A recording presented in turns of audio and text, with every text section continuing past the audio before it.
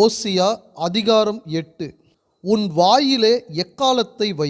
அவர்கள் என் உடன்படிக்கையை மீறி என் நியாயப்பிரமாணத்துக்கு விரோதமாக துரோகம் பண்ணினபடியினால் கர்த்தருடைய வீட்டின் மேல் சத்துரு கழுகைப் போல் பறந்து வருகிறான்.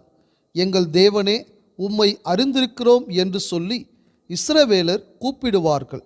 ஆனாலும் இஸ்ரவேலர் நன்மையை வெறுத்தார்கள். சத்துரு அவர்களை தொடருவான். அவர்கள் ராஜாக்களை ஏற்படுத்தி கொண்டார்கள், ஆனாலும் என்னாலே அல்ல. அதிபதிகளை வைத்து கொண்டார்கள், ஆனாலும் நான் அறியேன். அவர்கள் வேரறுப்புண்டு போகும்படி தங்கள் வெள்ளியினாலும் தங்கள் பொன்னினாலும் தங்களுக்கு விக்கிரகங்களை செய்வித்தார்கள். சமாரியாவே, உன் கன்றுக்குட்டி உன்னை வெறுத்து விடுகிறது. என் கோபம் அவர்கள் மேல் மூண்டது. எதுவரைக்கும் சுத்தாங்கம் அடைய மாட்டாதிருப்பார்கள்? அதுவும் இஸ்ரவேலருடைய செய்கையே. தட்டான் அதை செய்தான், ஆதலால் அது தேவன் அல்லவே. சமாரியாவின் கன்றுக்குட்டி துண்டு துண்டாய் போகும். அவர்கள் காற்றை விதைத்து சூறைக்காற்றை அறுப்பார்கள். விளைச்சல் அவர்களுக்கு இல்லை. கதிர் மாவை கொடுக்க மாட்டாது. கொடுத்தாலும் அந்நியர் அதை விழுங்குவார்கள்.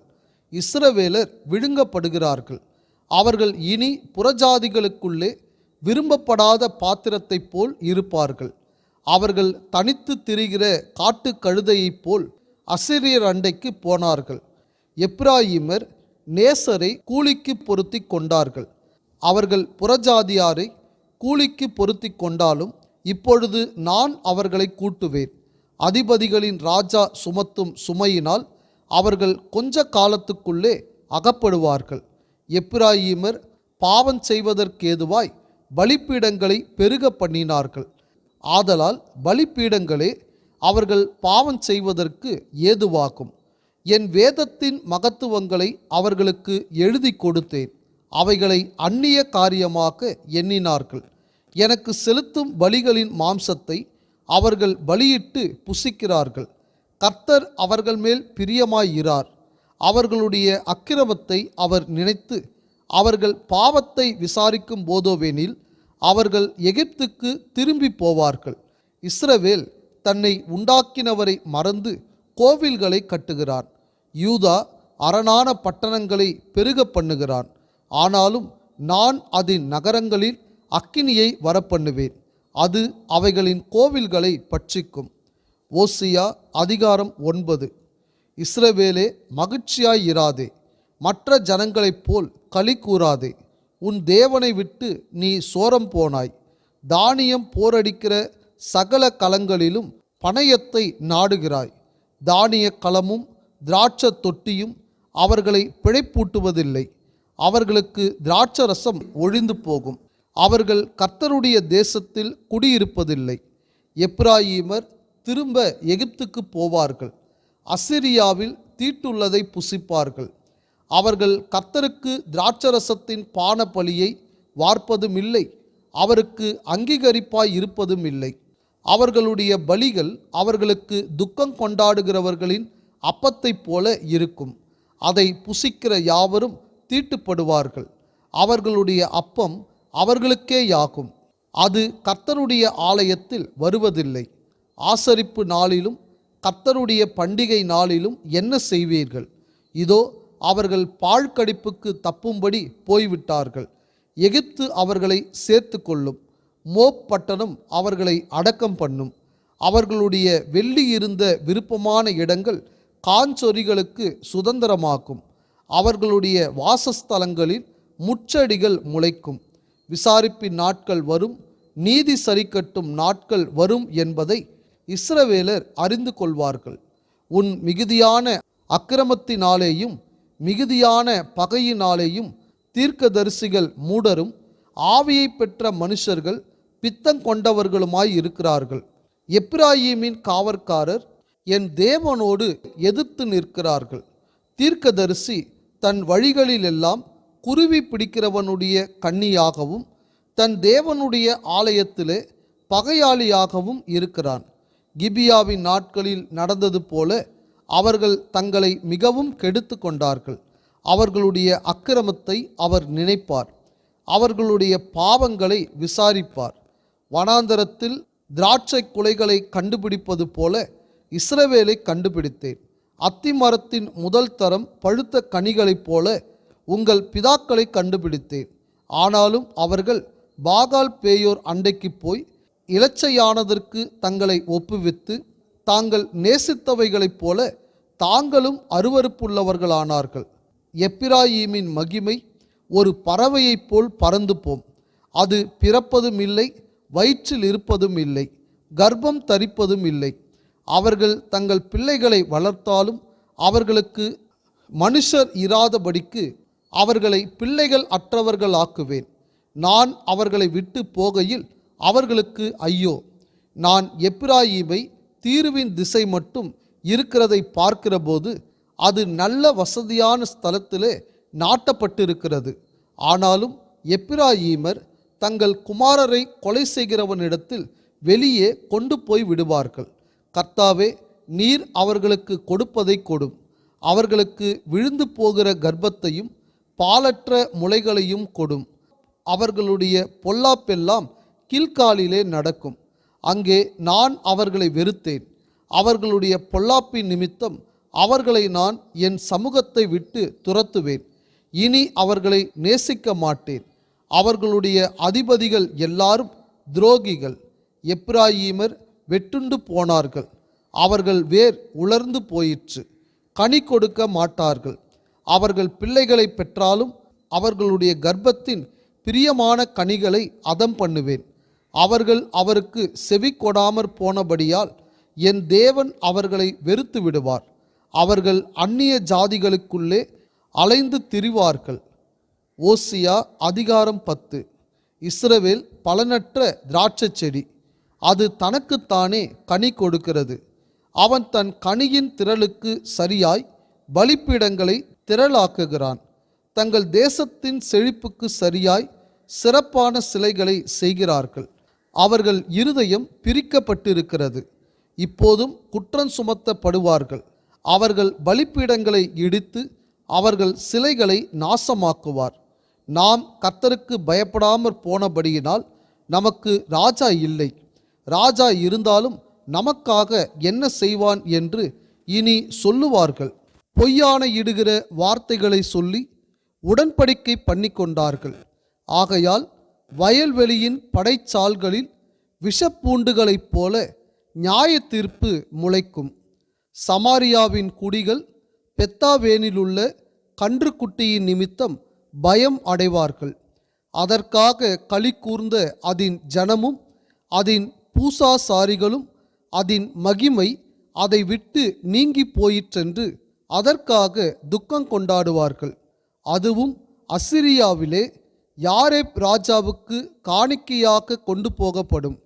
எப்பிராயீம் இளைச்சை அடைவான். இஸ்ரவேல் தன் ஆலோசனையினாலே வெட்கப்படுவான். சமாரியாவின் ராஜா தண்ணீரின் மேல் இருக்கிற நுரையைப் போல் அழிந்து போவான். இஸ்ரவேலுடைய பாவமாகிய ஆபேனின் மேடைகள் அழிக்கப்படும். முட்செடிகளும் முட்பூண்டுகளும் அவர்கள் பலிப்பீடங்களின் மேல் முளைக்கும். பர்வதங்களை பார்த்து எங்களை மூடுங்கள் என்றும் குன்றுகளை பார்த்து எங்கள் மேல் விழுங்கள் என்றும் சொல்லுவார்கள். இஸ்ரவேலே, நீ கிபியாவின் நாட்கள் முதல் பாவம் செய்து வந்தாய். கிபியாவிலே அக்கிரமக்காரர் மேல் வந்த யுத்தம் தங்களை கிட்டுவதில்லை என்று அந்த நிலையிலே நிற்கிறார்கள். நான் அவர்களை தண்டிக்க விரும்புகிறேன். அவர்கள் செய்த 2 வித பாவங்களின் நிமித்தம் கட்டப்படும்போது ஜனங்கள் அவர்களுக்கு விரோதமாய் கூடுவார்கள். எப்பிராயீம் நன்றாய் பழக்கப்பட்டு போரடிக்க விரும்புகிற கடாரியாய் இருக்கிறான். ஆனாலும் நான் அவன் அழகான கழுத்தின் மேல் நுகத்தடியை வைப்பேன். எப்பிராயீமை ஏர்பூட்டி ஓட்டுவேன். யூதா உழுவான், யாக்கோபு அவனுக்கு பரம்படிப்பான். நீங்கள் நீதிக்கென்று விதை விதையுங்கள், தயவு கொத்ததாய் அறுப்பு அருங்கள். உங்கள் தரிசு நிலத்தை பண்படுத்துங்கள். கர்த்தர் வந்து உங்கள் மேல் நீதியை வருஷிக்க பண்ணு மட்டும் அவரை தேட காலமாய் இருக்கிறது.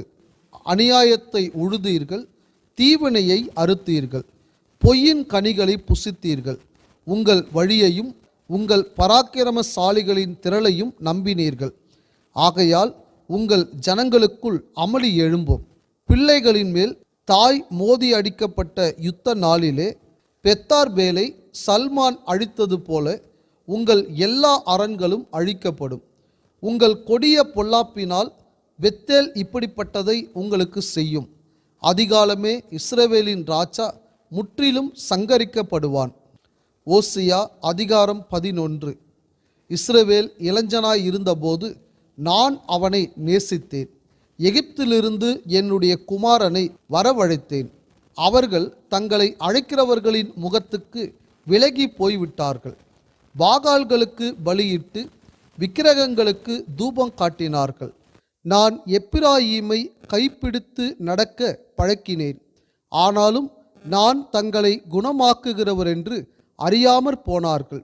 மனுஷரை கட்டி இழுக்கிற அன்பின் கயிறுகளால் நான் அவர்களை இழுத்தேன். அவர்கள் கழுத்துக்களின் மேல் இருந்த நுகத்தடியை எடுத்து போடுகிறவரைப் போல் இருந்து அவர்கள் பட்சம் சாய்ந்து அவர்களுக்கு ஆகாரம் கொடுத்தேன்.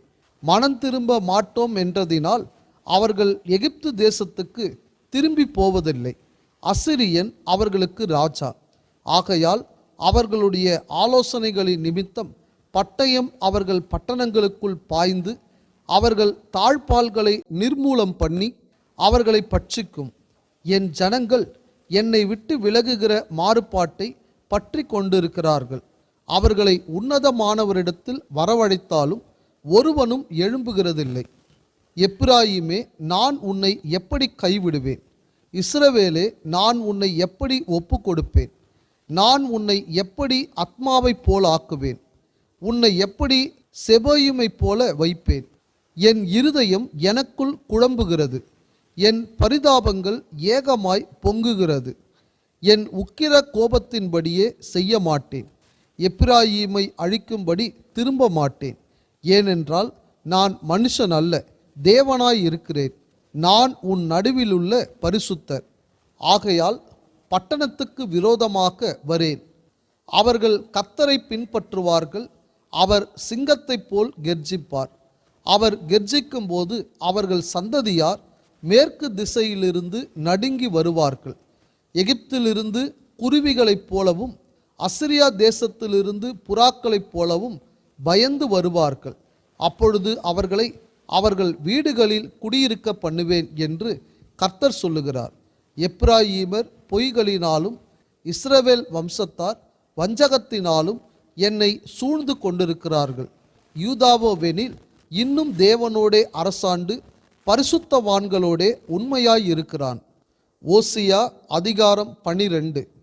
எப்பிராயிம் காற்றை மேய்ந்து கொண்டற் காற்றை பின்தொடருகிறான். அவன் நாள்தோறும் பொய்யையும் கேட்டையும் வர்த்திக்க பண்ணி அசிரியரோடே உடன்படிக்கை பண்ணுகிறான். எகிப்துக்கு எண்ணெய் கொண்டு போகப்படுகிறது. யூதாவோடும் கர்த்தருக்கு வழக்கு இருக்கிறது. அவர் யாக்கோபை அவன் வழிகளுக்கு தக்கதாக விசாரிக்கப் போகிறார். அவன் கிரியைகளுக்கு தக்கதாக அவனுக்கு நீதியை சரி கட்டுவார். அவன் தாயின் கர்ப்பத்திலே தன் சகோதரனுடைய குதிகாலை பிடித்தான். தன் பலத்தினால் தேவனோடே போராடினான். அவன் தூதனானவரோடே போராடி மேற்கொண்டான். அழுது அவரை நோக்கி கெஞ்சினான். பெத்தேலிலே அவர் அவனை கண்டு சந்தித்து அவ்விடத்திலும் நம்மோடே பேசினார். கர்த்தராகிய அவர் சேனைகளின் தேவன். யெகோவா என்பது அவருடைய நாம சங்கீர்த்தனம். இப்போதும் நீ உன் தேவனிடத்தில் திரும்பு. தயவையும் நியாயத்தையும் கைக்கொண்டு இடைவிடாமல் உன் தேவனை நம்பிக்கொண்டிரு. அவன் வியாபாரி. கள்ளத்தராசு அவன் கையில் இருக்கிறது. அநியாயம் செய்ய விரும்புகிறான். எப்பிராயீம், நான் ஐஸ்வர்யவானானேன், நான் பொருளை சம்பாதித்தேன், நான் பிரயாசப்பட்டு தேடின எல்லாவற்றிலும் பாவமாகிய அக்கிரமம் என்னிடத்தில் கண்டுபிடிக்கப்படுவதில்லை என்று சொல்லுகிறான். உன்னை எகிப்து தேசத்திலிருந்து அழைத்து வந்தது முதற்கொண்டு உன் தேவனாகிய கர்த்தராயிருக்கிற நான் பண்டிகை நாட்களில் செய்யப்படுகிறது போல் திரும்பவும் உன்னை கூடாரங்களில் தாபரிக்க பண்ணுவேன். அப்படியே தீர்க்கதரிசிகளோடே சொன்னேன். நான் அநேகம் தரிசனங்களை அருளினேன். தீர்க்கதரிசிகளைக் கொண்டு உவமைகளால் பேசினேன். கீலேயாத் அக்கிரம ஸ்தலமோ? ஆம், அவர்கள் அபத்தரானார்கள். கில்காலிலே காளைகளை பலியிடுகிறார்கள். அவர்களுடைய பீடங்கள் வயல் வரப்புகளில் இருக்கிற கற்குவியல்களைப் போல் இருக்கிறது. யாக்கோபு சீரியா தேசத்துக்கு ஓடிப்போய் இஸ்ரவேல் ஒரு பெண்ணுக்காக ஊழியம் செய்து ஒரு பெண்ணுக்காக ஆடு மேய்த்தான். கர்த்தர் ஒரு தீர்க்கதரிசியை கொண்டு இஸ்ரவேலை எகிப்திலிருந்து புறப்பட பண்ணினார். தீர்க்கதரிசியினால் காக்கப்பட்டான். எப்பிராயீமோ அவரை மிகவும் கோபப்படுத்தினான். ஆகையால் அவனுடைய ஆண்டவர் அவனுடைய இரத்தப் பழிகளை அவன் மேல் சுமத்தி அவன் செய்த நிந்தையை அவன் மேல் திருப்புவார். ஓசியா அதிகாரம் 13. எப்பிராயீம் பேசினபோது நடுக்கம் உண்டாயிற்று. அவன் இஸ்ரவேலிலே மேன்மை பெற்றான். அவன் பாகால் விஷயத்தில் குற்றஞ்செய்து மடிந்து போனான். இப்போதும் அவர்கள் அதிகமாய் பாவம் செய்து தங்கள் வெள்ளியினால் வார்ப்பித்த சுரூபங்களையும் தங்கள் புத்திக்கேற்க விக்கிரகங்களையும் தங்களுக்கு உண்டு பண்ணுகிறார்கள். இவைகள் எல்லாம் தட்டாருடைய வேலை. மனுஷரில் பலியிடுகிறவர்கள் கன்றுக்குட்டிகளை முத்தமிடலாம் என்று இவைகளை குறித்து சொல்லுகிறார்கள். ஆகையால் அவர்கள் காலையில் காணும் மேகத்தைப் போலவும் விடியற்காலையில் ஒழிந்து போகிற பனியைப் போலவும் பெருங்காற்று களத்திலிருந்து பறக்கடிக்கிற பதரைப் போலவும் புகை கூண்டில் ஏறிப்போகிற புகையைப் போலவும் இருப்பார்கள். நான் உன்னை எகிப்து தேசத்திலிருந்து அழைத்து வந்தது முதல் உன் தேவனாகிய கர்த்தராய் இருக்கிறேன். ஆகையால் நீ என்னை அன்றி வேற தேவனை அறிய வேண்டாம். என்னை அன்றி இரட்சகர் ஒருவரும் இல்லை. நான் உன்னை மகா வறட்சியான தேசமாக்கிய வனாந்தரத்திலே அறிந்து கொண்டேன். தங்களுக்கு இருந்த மேய்ச்சலினால் திருப்தியானார்கள். திருப்தியான பின்பு அவர்கள் இருதயம் மேட்டிமையாயிற்று. அதனால் என்னை மறந்தார்கள். ஆகையால் நான் அவர்களுக்கு சிங்கத்தைப் போல் இருப்பேன், சிவிங்கியைப் போல் வழி அருகே பதிவிருப்பேன். குட்டிகளை பறிகொடுத்த கரடியைப் போல நான் அவர்களை எதிர்த்து அவர்கள் ஈரக்குலையை கிழித்து அவர்களை அங்கே சிங்கம் பட்சிக்கிறது போல் பட்சித்து போடுவேன். காட்டு மிருகங்கள் அவர்களை பீறி போடும். இஸ்ரவேலே, நீ உனக்கு கேடுண்டாக்கி கொண்டாய். ஆனாலும் என்னிடத்தில் உனக்கு சகாயம் உண்டு. எனக்கு ராஜாவையும் அதிபதிகளையும் ஏற்படுத்த வேண்டும் என்றாயே. இப்போதும் உன்னுடைய எல்லா பட்டணங்களிலும் உன்னை ரட்சிக்கும் ராஜா எங்கே? உன் நியாயாதிபதிகள் எங்கே? நான் கோபத்திலே உனக்கு ராஜாவை கொடுத்தேன், என் உக்கிரத்திலே அவனை எடுத்து கொண்டேன். எப்பிராயீமின் அக்கிரமம் கட்டி வைத்திருக்கிறது, அவன் பாவம் பத்திரப்படுத்தப்பட்டிருக்கிறது. பிரசவ ஸ்திரீயின் வேதனை அவனுக்கு வரும். அவன் விவேகம் இல்லாத பிள்ளை, பேறு காலம் மட்டும் அவன் நிற்கவில்லை. அவர்களை நான் பாதாளத்தின் வல்லமைக்கு நீங்களாக்கி மீட்பேன். அவர்களை மரணத்துக்கு நீங்களாக்கி விடுவிப்பேன். மரணமே, உன் வாதைகள் எங்கே? பாதாளமே, உன் சங்காரம் எங்கே? மனம் மாறுதல் என் கண்களுக்கு மறைவானதாய் இருக்கும். இவன் சகோதரருக்குள்ளே ஜனம் பெருத்தவனாய் இருந்தாலும் கர்த்தருடைய காற்றாகிய கீழ்காற்று வனாந்தரத்திலிருந்து எழும்பி வரும். அதனால் அவனுடைய ஊற்றுகள் வற்றி போகும், அவனுடைய துறவு சுவரி போகும். அது இச்சிக்கப்படத்தக்க சகல பதார்த்தங்களுள்ள உத்தம பதார்த்தங்களையும் வாரிக்கொண்டு போகும். சமாரியா தன் தேவனுக்கு விரோதமாக கலகம் பண்ணினபடியால் குற்றம் சுமத்தப்பட்டதாயிருக்கும். அவர்கள் பட்டயத்தால் விழுவார்கள், அவர்களுடைய குழந்தைகள் மோதி அடிக்கப்படும், அவர்களுடைய கர்ப்பவதிகள் கீறப்பட்டு போவார்கள். ஓசியா அதிகாரம் 14. இஸ்ரவேலே, உன் தேவனாகிய கர்த்தரிடத்தில் திரும்பு. நீ உன் அக்கிரமத்தினால் விழுந்தாய். வார்த்தைகளை கொண்டு கர்த்தரிடத்தில் திரும்புங்கள். அவரை நோக்கி, தேவரீர் எல்லா அக்கிரமத்தையும் நீக்கி எங்களை தயவாய் அங்கீகரித்தருளும். அப்பொழுது நாங்கள் எங்கள் உதடுகளின் காளைகளை செலுத்துவோம். அசிரியா எங்களை இரட்சிப்பதில்லை. நாங்கள் குதிரைகளின் மேல் ஏறமாட்டோம். எங்கள் கைகளின் கிரியையை பார்த்து நீங்கள் எங்கள் தேவர்கள் என்று இனி சொல்ல மாட்டோம். திக்கற்றவன் உம்மிடத்தில் இரக்கம் பெறுகிறான் என்று சொல்லுங்கள். நான் அவர்கள் சீர்கேட்டை குணமாக்குவேன். அவர்களை மனப்பூர்வமாய் சிநேகிப்பேன். என் கோபம் அவர்களை விட்டு நீங்கிற்று. நான் இஸ்ரவேலுக்கு பனியைப் போல் இருப்பேன். அவன் லீலி புஷ்பத்தைப் போல் மலருவான். லீபனோனைப் போல் வேரூன்றி நிற்பான். அவன் கிளைகள் ஓங்கி படரும். அவன் அலங்காரம் ஒலிவ மரத்தினுடைய அலங்காரத்தைப் போலவும் அவனுடைய வாசனை லீபனோனுடைய வாசனையைப் போலவும் இருக்கும். அவன் நிழலில் குடியிருக்கிறவர்கள் திரும்புவார்கள். தானிய விளைச்சலைப் போல செழித்து திராட்சை செடிகளைப் போல படருவார்கள். அவன் வாசனை லீபனோனுடைய திராட்சரசத்தின் வாசனையைப் போல இருக்கும். இனி எனக்கும் விக்கிரகங்களுக்கும் என்ன என்று எப்பிராயீம் சொல்லுவான். நான் அவனுக்கு செவி கொடுத்து அவன் மேல் நோக்கமாயிருந்தேன். நான் பச்சையான தேவதாரு விருட்சம் போல் இருக்கிறேன். என்னாலே உன் கனியுண்டாயிற்றென்று எப்பிராயீம் சொல்லுவான். இவைகளை உணரத்தக்க ஞானமுள்ளவன் யார்? இவைகளை கிரகிக்கத்தக்க புத்தியுள்ளவன் யார்? கர்த்தருடைய வழிகள் செம்மையானவைகள், நீதிமான்கள் அவைகளில் நடப்பார்கள். பாதகரோவென்றால் அவைகளில் இடறி விழுவார்கள்.